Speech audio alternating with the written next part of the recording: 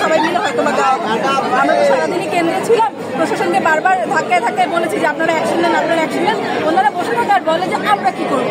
আমি এটা প্রশ্ন করবো, একটু জানতে চাই কি অভিযোগ আছে? সকাল থেকে বিকেল 4টা পর্যন্ত ভোট গ্রহণ কর্মসূচি চললো, কোনো অভিযোগ আছে কিনা? অভিযোগ হচ্ছে প্রশাসনের নাকের ডগা দিয়ে কিভাবে হচ্ছে যে সবাই প্রচারণা চালিয়েছে। অভিযোগ এটা যে কিভাবে পূর্ণাঙ্গ প্যানেল, ব্যালট কার্ড, লিফলেট, তারপরে হচ্ছে যে বিভিন্ন প্রার্থীদের নাম সহ কিভাবে প্রশাসনের সামনে দিয়ে এগুলো নিয়ে যাওয়া হয়েছে, কিভাবে প্রশাসন এগুলো অ্যালাউ করেছে এবং এত পরিমাণে বহিরাগত কেন এখানে থাকবে। থাকার কথা ছিল শুধু ভোটার এবং মিডিয়ার লোকজন।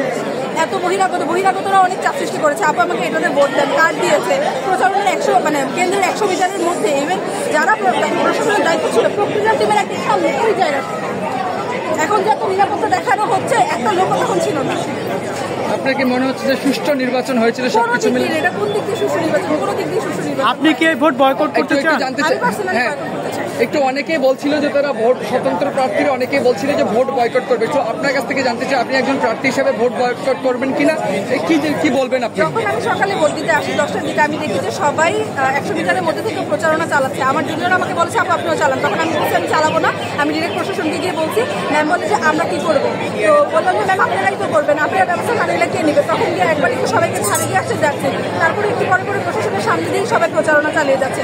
তো আমি হচ্ছে এরকম নিয়ম বিরোধী, নিয়ম বহির্ভূত কিছু করিনি। তো আমি এটা বয়কট করতে চাচ্ছি, কারণ আমি এখানে মাঝে সুষ্ঠু নির্বাচন হয়নি।